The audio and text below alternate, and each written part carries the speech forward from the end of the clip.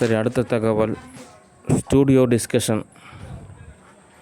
Studio பொறுத்த வரைக்கும் என்ன தகவல் அப்படின்னா, குழு ஒற்றுமை அப்படின்றது மிகவும் அவசியம். ஓகே, எல்லாருமே ஒரே மாதிரி தான் படைக்கப்பட்டாங்க அப்படி கிடையாது. ஒருத்தர் தான் படைக்கப்பட்டாங்க. அவங்க பேர் ஆதாம், இன்னொருத்தர் பேர் ஏவாள். ஓகே, அந்த அந்த ஒரு கான்செப்ட் ஒரு கட்டுக்கதையாகவே இருந்தாலுமே அது அந்த ஒரு நிலையானது எல்லா விஷயத்துக்குமே தோதாகுது. ஓகே, அப்படின்றப்போ அந்த தளத்துலேருந்து சரியான ரிசல்ட்டு. ஓகே, அதாவது ஒரு மேத்தமேட்டிக்ஸுக்கு ஒரு ஃபார்முலா மாதிரி. ஓகே, அப்படின்றப்போ ஒருத்தர் தான் படைக்கப்பட்டாங்க.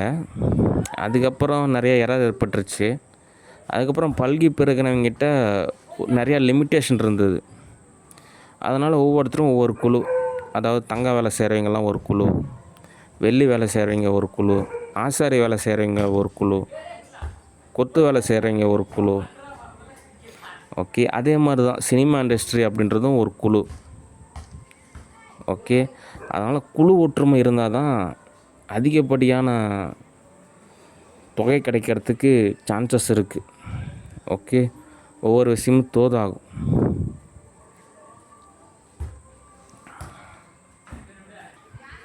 ஆனால் என்ன எரர் அப்படின்னா, ஒரு சில நபருக்கு மூவி புக் பண்ணணும், படப்பிடிப்புக்கு வரணும், அவங்க படம் நடிக்கணும். ஒரு சில நபருக்கு காசு தேவைப்படுது, ஒரு சில நபருக்கு புகழ் தேவைப்படுது. அவ்வளோதான் கான்செப்ட்டு. ஒருவேளை காசு தேவைப்படுறவங்களுக்கு அவங்க இதை டெபாசிட் ரெசிப்ட் கேஷ் கொடுத்தாங்கன்னா ஓரளவு தொகை கிடைக்கும். ஒரு படத்தில் புக் பண்ணணும், நடிக்கணும் அப்படின்னா அதுக்குண்டான ரூல்ஸ் அண்ட் ரெகுலேஷனை ஃபாலோ பண்ணணும். யூனிவர்சல் லா பர்மிஷன் கிடைக்கணும். அப்போ தான் தோதாகும். ஓகே, ஏன் அப்படின்னா, ஒரு சில ஆக்ட்ரஸ்ஸு தான் எரரு. அவங்க என்ன நினச்சிக்கிறாங்க அப்படின்னா, நான் வந்துட்டு ஓரளவு படிக்கலை, ஒரு கிராம பகுதியில் வாழ்ந்துட்டுருக்கேன்,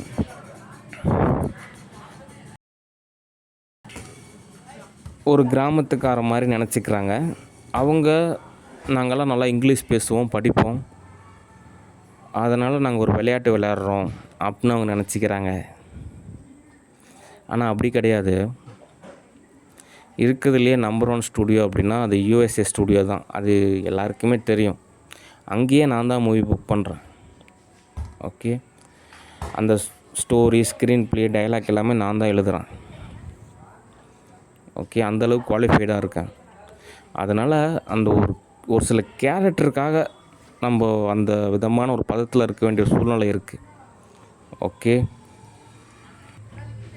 அது இல்லாமல் நிறையா டைரக்டர்ஸு மொத்தத்தில் நல்லா படிச்சுட்டு லைஃப்பில் ஓரளவு வசதிகள்லாம் பூர்த்தி ஆனதுக்கப்புறம் நிறையா டைம் கிடைக்கும், நிறைய காசு இருக்கும்.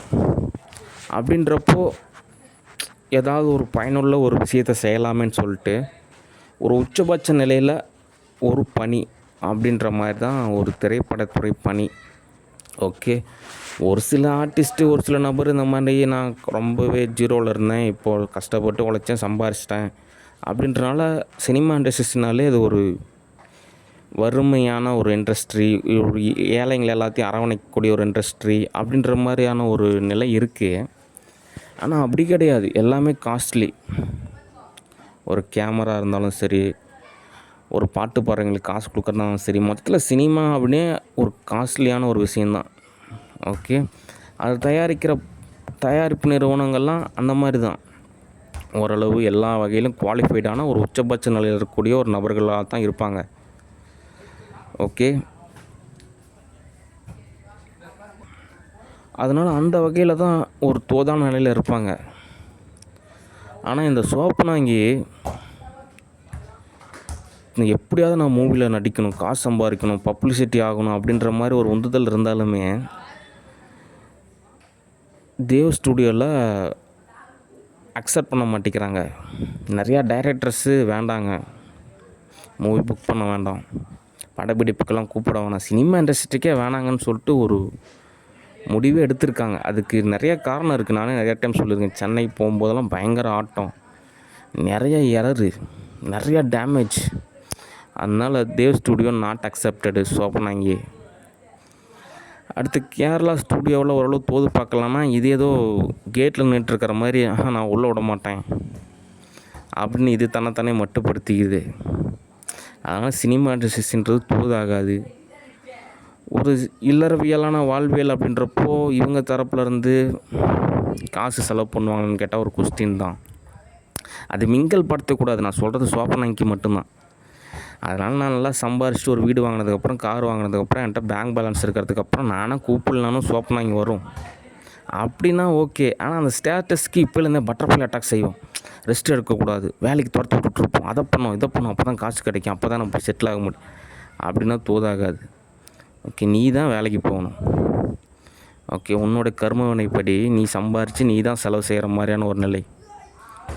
ஓகே, நானே உனக்கு கேஷ் கொடுத்தாலுமே அது வைப்ரேஷன் அட்டாக்காமல் தான் மாறுது. அதனால் உன்னுடைய விதி என்ன அப்படின்னா நீ தான் சம்பாதிக்கணும். ஆனால் சினிமா இண்டஸ்ட்ரி உனக்கு தோதாக மாட்டேங்குது அப்படின்னா நீ ஏதோ ஒரு வேலைக்கு தான் போய் சம்பாதிக்கிறோம். அதனால் சோப்பனாங்கி மூவி புக் பண்ணணும். மூவி டைமில் சினிமா இண்டஸ்ட்ரி சம்மந்தமாக எந்த விதமான பட்டர்ஃப்ளை அட்டாக்கும் தோதாகாது. அது இல்லாமல் சினிமா இண்டஸ்ட்ரியில் இருக்கணும் அப்படின்னாலே அதுக்கு நிறைய விஷயம் தோதாகும். இப்போ சோப்பனாங்கிலாம் ஒரு புது தளத்தில் ஒரு மையப்பாடு மாதிரி யார் வேணால் அட்டாக் பண்ண வச்சுக்கலாம். அதாவது அந்த அந்த கேரம் போர்டு மாதிரி இந்த காயின் இங்கே அடித்து அங்கே போய் விழுவுற மாதிரி யார் வேணால் சோப்பனாங்கி அக்சஸ் பண்ணுற மாதிரியான ஒரு ஸ்டேட்டஸில் இருக்குது. அதனால் அப்படிலாம் இருக்கக்கூடாது. ஒரு தனிமைப்படுத்திக்கிட்டு தன்னைத்தானே குணப்படுத்திக்கிட்டு சரிப்படுத்திக்கிட்டு அதுக்கப்புறம் தான் என்ன எதுன்னு தோது பார்க்குறதுன்றது தான் சரி.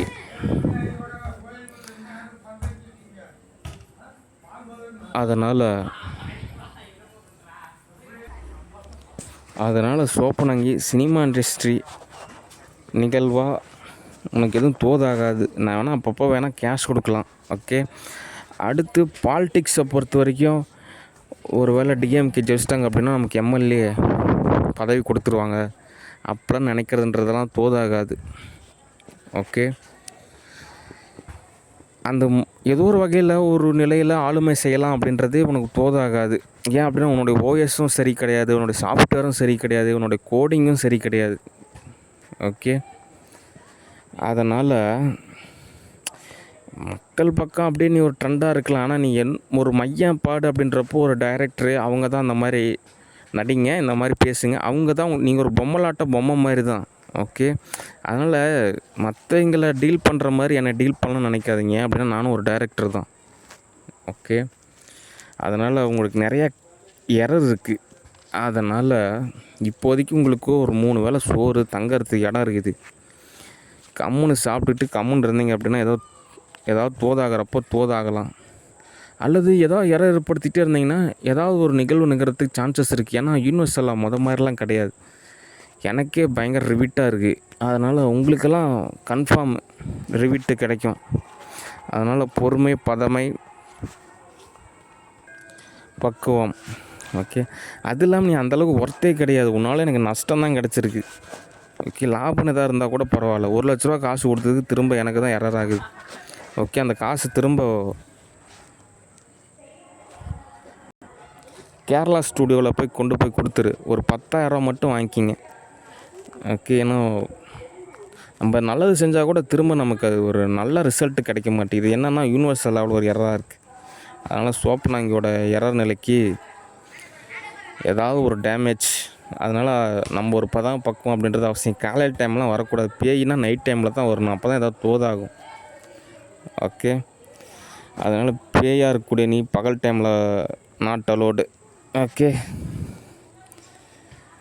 சரி, அடுத்த தகவல்.